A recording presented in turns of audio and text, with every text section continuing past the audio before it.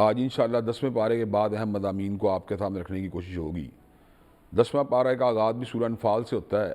اور اس میں بہت سے ایسے مضامین بیان کیے گئے جن کا تعلق ان معاملات سے ہے کہ جب مسلمانوں کا مقابلہ لشکر کفار سے ہو تو اس وقت مسلمانوں کو کیا کرنا چاہیے۔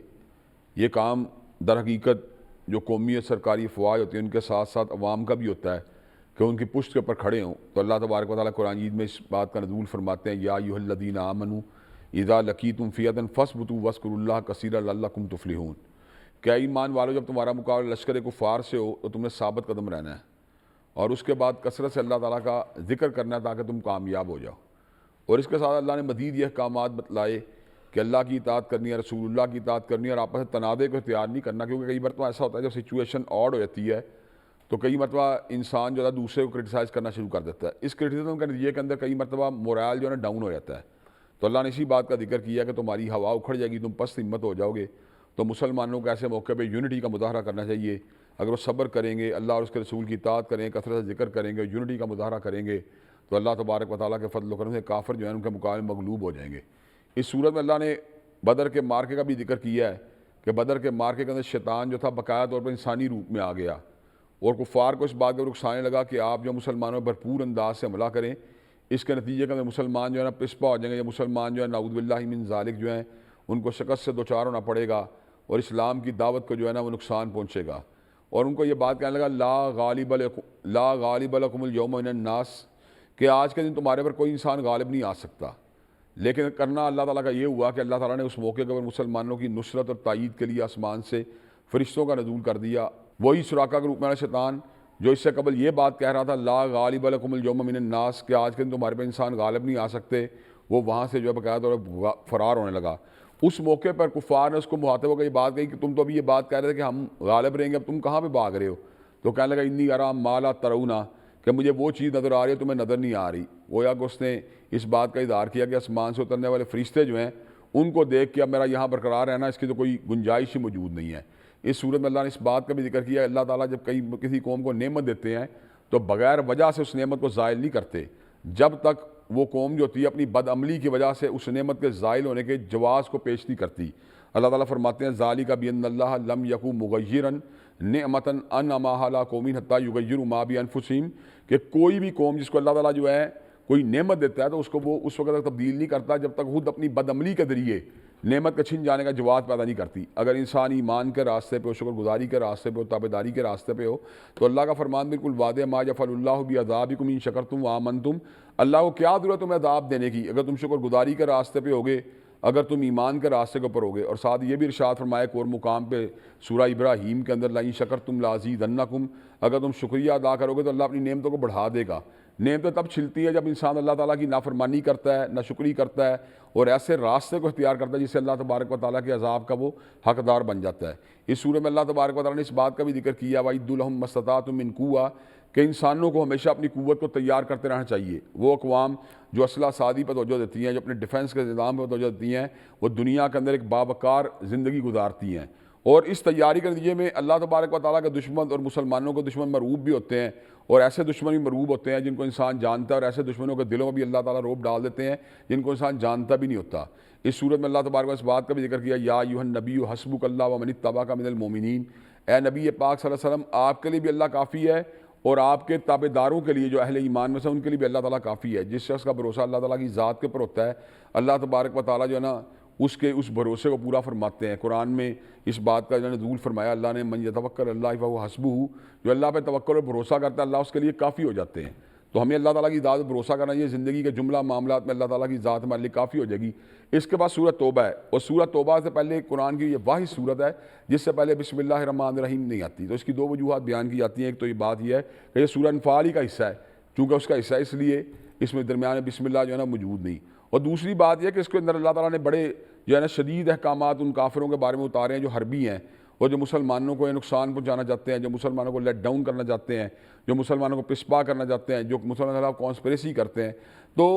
جس وقت ایسے احکامات کا نزول ہوتا ہے جو مجرموں کے خلاف ہوں تو اس موقع کے اوپر جو ہے نا اللہ تعالیٰ کی صفت رحمت اور صفت رحمان یا رحیم کا ذکر نہیں کیا جاتا، بلکہ اللہ تعالیٰ کی جو ہے نا اس موقع کے اوپر جو ہے نا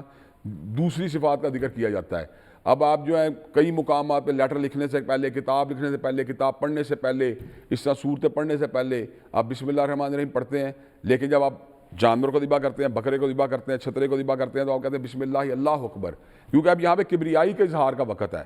تو رحمت اور اس کے رحیم، رحمان اور رحیم ہونے کا ذکر وہاں پر ہوگا جہاں پہ آپ بالعموم کوئی کام کر رہے ہوں، لیکن جہاں پر خصوصیت سے کوئی ایسا کام کیا جائے جس میں اللہ تعالیٰ کی ان صفات کا ذکر ہو، جس سے اس کی کبریائی کا اظہار ہوتا ہے، اس کی جلالت کا اظہار ہوتا ہے، اس کے جبار ہونے کا اظہار ہوتا ہے، اس کے قہار ہونے کا اظہار ہوتا ہے، اس کے عزیز الانتقام ہونے کا اظہار ہوتا ہے، تو پھر بسم اللہ الرحمن الرحیم کی بجائے متبادل جو ہے نا وہ الفاظ جو ہے ان کو استعمال کیا جاتا ہے۔ اس صورت میں اللہ تعالیٰ نے اس بات کا بھی ذکر کیا ہے کہ اہل ایمان جو ان کی محبت جو ہے نا اپنے بھائیوں یا اپنے باپوں کی بجائے یا ان لوگوں سے ہونی چاہیے جو اللہ تبارک و تعالیٰ کے دین کے اوپر ہیں۔ اس صورت میں اللہ تعالیٰ یہ بات کا بھی اعلان فرماتے ہیں، کل ان کان آباؤکم وابناؤکم واخوانکم وازواجکم وعشیرتکم واموال اقترفتموها وتجارۃ تخشون کسادها ومساکن ترضونها احب الیکم من اللہ ورسولہ وجہاد فی سبیلہ فتربصوا حتی یأتی اللہ بامرہ واللہ لا یہدی القوم الفاسقین۔ اللہ تبارک و تعالیٰ نے اس میں یہ بات بیان کی، اگر تمہیں اپنے باپ سے پیار زیادہ ہے، اگر تمہیں اپنے بھائی سے پیار زیادہ ہے، بیٹے سے پیار زیادہ ہے، بیوی سے پیار زیادہ ہے، اپنی برادری سے پیار زیادہ ہے، اور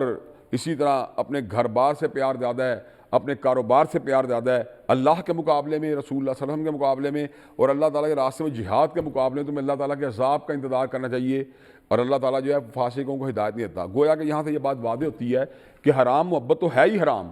جو حسینہ کے چہرے سے ہوتی ہے، غیر محرم سے ہوتی ہے، بتقدے سے ہوتی ہے، شراب سے ہوتی ہے، شباب سے ہوتی ہے، جوئے سے ہوتی ہے، سود سے ہوتی ہے، لیکن وہ محبت جو کہ حلال ہے، جو بھائی سے ہوتی ہے، بیوی سے ہوتی ہے، بچوں سے ہوتی ہے، کھیتوں سے ہوتی ہے، کھلیانوں سے ہوتی ہے، سامان تجارت سے ہوتی ہے، اب یہ محبت حلال ہے، لیکن جب یہ محبت تجاوز کر جاتی ہے اللہ اور اس کے رسول کی محبت سے تو یہ محبت بھی حرام ہو جاتی ہے۔ تو ہمیں چاہیے کہ جب ہم اللہ اور اس کے رسول سے محبت کریں تو ہماری محبت جو ہے نا وہ باقی تمام محبتوں کے اوپر فوقیت لے جانی چاہیے۔ اللہ نے قرآن میں اپنے حوالے سے محبت کا ذکر کیا، وہاں یہ بات ارشاد فرمائیے والذین آمنوا اشد حبا للہ، کہ مسلمانوں اور مومنوں کی محبت اللہ کا بڑی ہی شدید ہوتی ہے، تو ہماری محبت جو ہے اللہ تعالیٰ کی ذات کا بڑی ہی شدید ہونی چاہیے۔ اس صورت میں اللہ تعالیٰ نے حنین کے مارکے کا ذکر کیا جس میں اللہ تعالیٰ نے مسلمانوں کو بہت بڑی افرادی قوت کی تائید سے نوازا تھا، اور یہ پہلا موقع تھا کہ مسلمان اپنی تعداد کو دیکھ کے جو ہے بڑا خوش ہوئے، تو ایک جس طرح ہوتا ہے ان کے دل میں آگے کہ آج تو ہماری تعداد بڑی زیادہ کیفیت آئی دل میں، تو وقتی طور پر ان کے اوپر اللہ کی طرف سے ایک آزمائش آ گئی، آزمائش یہ آئی کہ حوادن کے تیروں کی برکھا برسا دی، وہاں پہ نبی اکرم صلی اللہ علیہ وسلم کمال بہادری کا، جرت کا، استقامت کا اور غیر معمولی استعداد کا جو ہے نا آپ نے اظہار کیا۔ آپ نے الفاظ ارشاد فرمائے اپنی سواری سے اتر کر انا النبی لا کذب انا ابن عبد المطلب، جس طرح اس بات میں کوئی شک نہیں میں عبد المطلب کا پوتا ہوں، اسی طرح اس بات میں کوئی شک نہیں میں اللہ کا نبی ہوں، اور اللہ کا نبی جو ہوتا ہے وہ کبھی اعدائے دین کے سامنے جو ہے نا پیچھے ہونا گوارا نہیں کرتا۔ تو صحابہ کرام رضوان اللہ مجمعین بھی اللہ تعالیٰ کی ذات کو توکل کر کے جو ہے میدان عمل میں اتر آئے، نتیجہ اللہ تعالیٰ نے ان کو فتح یاب فرما دیا۔ تو اس سے یہ بات ثابت ہوتی ہے کہ اصل میں فتح جو ہے بنیادی طور پر افرادی قوت سے نہیں ہوتی، سامان اسلحہ سے نہیں ہوتی، نہ ہی عسکری اسٹریٹجی سے ہوتی ہے۔ اصل جو فتح کے اندر بنیادی ان تمام چیزوں پر فوکس کرنا چاہیے، توجہ دینی چاہیے، لیکن اصل بات کیا ہے؟ توکل اللہ تعالیٰ کی ذات کے اوپر ہونا چاہیے۔ جب اللہ تعالیٰ کی ذات انسان کے ساتھ ہو، اس کی نصرت انسان کے ساتھ ہو، تو اللہ تبارک و تعالیٰ انسان کو ضرور فتح یاب فرماتے ہیں۔ اس صورت میں اللہ نے اس بات کا بھی ذکر کیا جو مسلمانوں کا جو ایک ہولی پلیسز ہیں، یعنی جس طرح ہمارا مسجد الحرام کا ایریا ہے جس میں اللہ تعالیٰ کے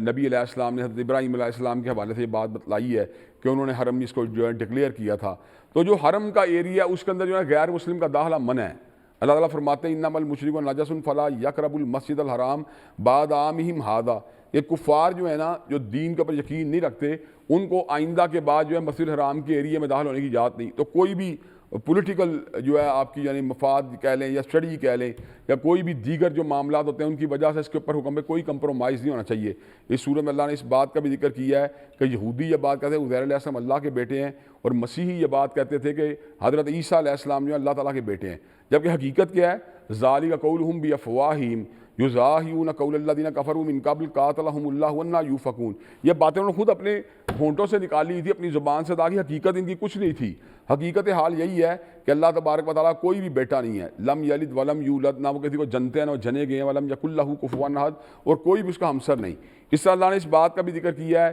کہ جو نصرانی تھے، خصوصیت یہود و نصارہ دونوں کا ذکر کیا ہے کہ اتخذوا احبارهم ورهبانهم اربابا من دون اللہ والمسیح ابن مریم، کہ انہوں نے جہاں سیدنا عیسیٰ علیہ السلام کی پوجا کی وہاں پر انہوں نے اپنے احبار کی، اپنے مذہبی رہنماؤں کی وہ بھی پوجا کرنا شروع کر دی۔ حضرت عدی بن حاتم طائی انجیل کے بہت بڑے ماہر توریت کے عالم تھے، انہوں نے نبی کریم صلی اللہ علیہ وسلم کی بارگاہ میں یہ بات عرض کی کہ یقیناً ہم عیسیٰ علیہ السلام کی تو پوجا کرتے تھے، لیکن ہم نے اپنے علماء اور اپنے ربیوں کو، اپنے احبار کو رب تو نہیں بنایا۔ تو نبی کریم اس موقع پہ یہ بات ارشاد فرمائی، وہ جس چیز کو حلال کہتے تم حلال کہتے تھے کہ نہیں کہتے تھے؟ انہوں نے بالکل کہتے تھے۔ کہا جس چیز کو حرام کہتے وہ کہتے تھے کہ نہیں تھے کہتے؟ کہا بالکل کہتے تھے۔ کہا حلال و حرام کرنے کا اختیار فقط اللہ کی ذات کے پاس ہے، جب اس اختیار کو کسی مخلوق کو دیا جائے گا، جب اس اختیار کو اللہ تبارک و تعالیٰ کی بجائے کسی عالم کے حوالے کر دیا جائے گا تو یہی ربوبیت یا رب بنانے والی بات ہے۔ اس سورہ میں اللہ نے اس بات کا بھی ذکر کیا ہے، بہت سے احبار اور بہت سے رہبان اور بہت سے مذہبی رہنما جو ہوتے ہیں، ان کثیرا من الاحبار والرہبان لیاکلون اموال الناس بالباطل ویصدون عن سبیل اللہ، وہ ان کی نظر لوگوں کی جیبوں پہ ہوتی ہے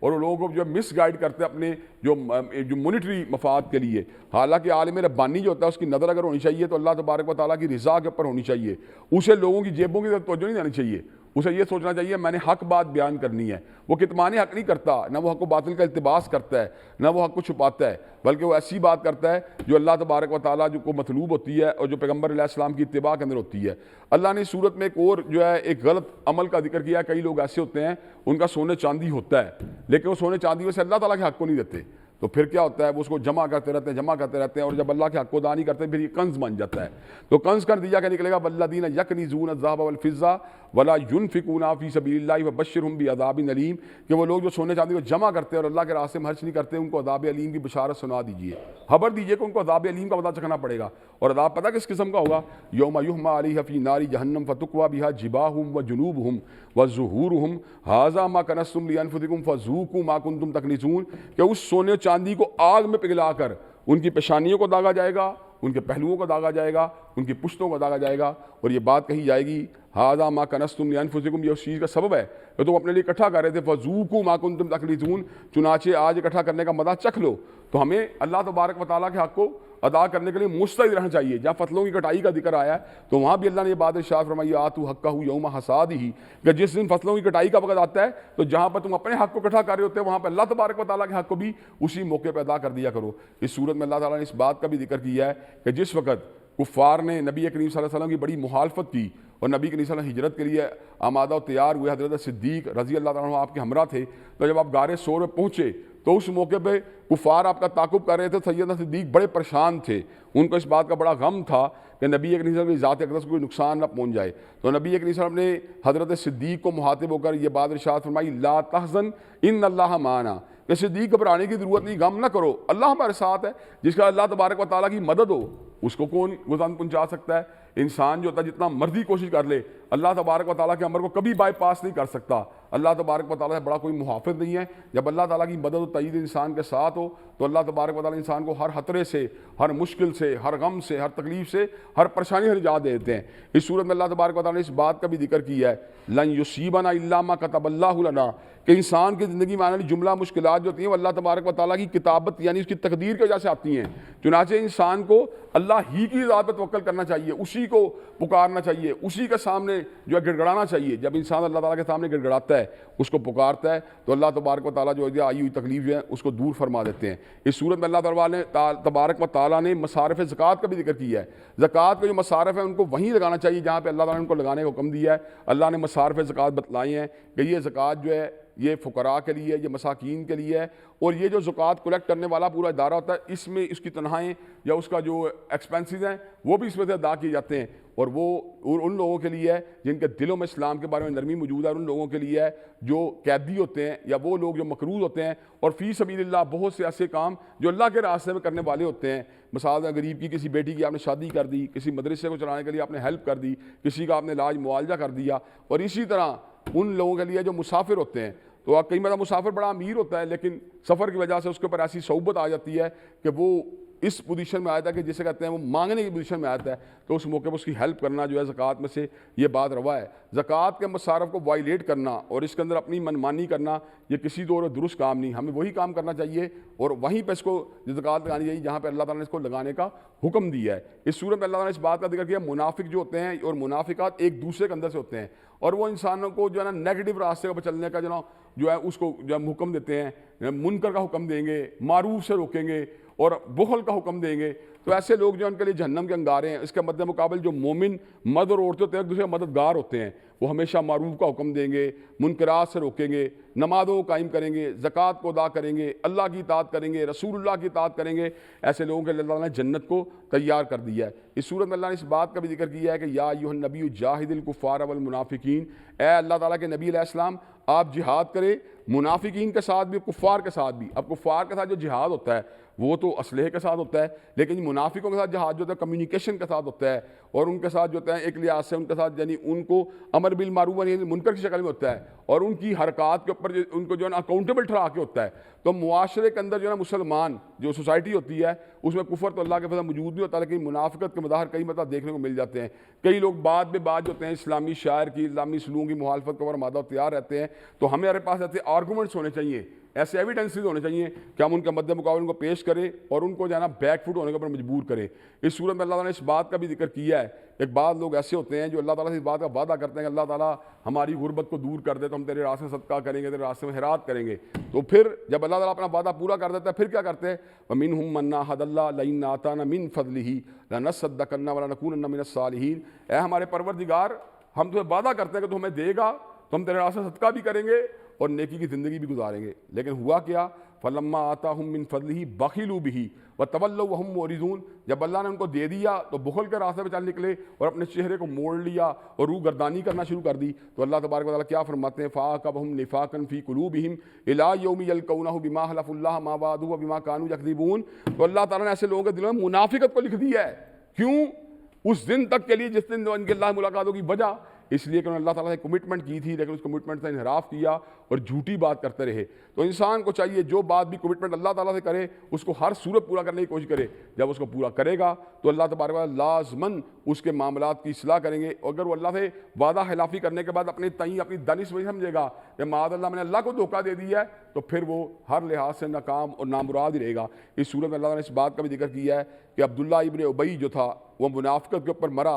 اور اس موقع پر اس کو جب نبی کریم صلی اللہ علیہ وسلم کے سامنے اس کے جنازے کو لایا گیا تو نبی کریم صلی اللہ علیہ وسلم رؤوف الرحیم ہونے کا عالم کیا تھا؟ آپ نے باقاعدہ طور پہ اپنے کرتا مبارک کو اس کے وجود کے اوپر ڈال دیا، اپنے لعاب دہن کو اس کے گلے میں ڈال دیا، اس کے جنازے کو پڑھانے کے لیے آمادہ و تیار ہو گئے۔ اور اس وقت اللہ نے پھر وحی کا نزول فرمایا استغفر لہم او لا تستغفر لہم ان تستغفر لہم 70 مرۃ فلن یغفر اللہ لہم۔ حبیب کبریا اگر آپ جو ہیں ان کے لیے 70 مرتبہ بھی دعائے مغفرت کرے تو اللہ تبارک و تعالیٰ ان کی خطاؤں کو معاف کرنے کے لیے تیار نہیں، اس لیے کہ انہوں نے اللہ تبارک و تعالیٰ اور حضرت رسول اللہ صلی اللہ علیہ وسلم کے ساتھ بے وفائی کی تھی، انہوں نے احکامات الہیہ کا انکار کیا تھا، نبی پاک حضرت محمد کریم صلی اللہ علیہ وسلم کی تعلیمات سے انحراف کیا تھا۔ تو بنیادی طور کے اوپر منافق جو ہیں وہ کبھی کامیاب نہیں ہو سکتے۔ اللہ تبارک و تعالیٰ فرماتے ہیں ان المنافقین فی الدرک الاسفل من النار ولن تجد لہم نصیرا، کہ جو منافق ان کو جہنم کے سب سے گہرے گڑھے میں ڈالا جائے گا ان کا کوئی مددگار نہیں ہوگا مگر ایسے لوگ جو توبہ کر لیتے ہیں، اصلاح کر لیتے ہیں اور اللہ تبارک و تعالیٰ کے جو ہے کے راستے کو اور اس کی ذات کو مضبوطی کا تھام لیتے ہیں۔ فاولئک مع المؤمنین، تو اللہ تبارک و تعالیٰ ان کا شمار بھی اہل ایمان میں کر دے گا۔ یہ اللہ تعالیٰ کی بہت بڑی مہربانی ہے کہ بندہ ایک منافق بھی ہو لیکن اگر وہ اپنی اصلاح کے پرمادہ تیار ہو جائے تو اللہ تبارک و تعالیٰ کے لیے نے اس کے لیے بھی توبہ کے دروازے کھولے ہوئے ہیں۔ اللہ تعالیٰ فرماتے ہیں یا عبادی الذین اسرفوا علی انفسہم لا تقنطوا من رحمت اللہ ان اللہ یغفر الذنوب جميعا، اے میرے بندو اپنی جانوں پہ ظلم کر چکے ہو، میری رحمت سے نا امید نہیں ہونا، میں سارے کے سارے گناہوں کو معاف کر دوں گا۔ اللہ کا پیغام رحمت کا پیغام ہے، اللہ کا پیغام جو ہے انسانوں کے لیے بھلائی کا پیغام ہے، سعادت کا پیغام ہے، جنت کا پیغام ہے، فلاح کا پیغام ہے۔ تو اللہ تبارک و تعالیٰ کے ان پیغامات کو اپنے ذہن میں رکھنا اور اللہ تبارک و تعالیٰ کے ان پیغامات کے اوپر عمل کرنا اور اپنی زندگیوں کو ان سے روشن کرنے کی کوشش کرنا، یہی اہل ایمان کا شیوا ہوتا ہے۔ تو ہم یہ بات سمجھتے ہیں قرآن مجید میں جو باتیں کہی گئی ہیں ان کو اپنا کر اللہ تبارک و تعالیٰ کے فضل و ہم ایک آئیڈیل زندگی گزار سکتے ہیں اور ان سے روگردانی کر کے ہماری زندگی کا کوئی مقصد کوئی منزل باقی نہیں رہے گی۔ تو اللہ تبارک و تعالیٰ ہم نے جو باتیں کی ہیں جو سنی ہیں اللہ تعالیٰ ان پہ ہم سب کو عمل کرنے کی توفیق دے۔ وآخر دعوانا ان الحمد للہ رب العالمین۔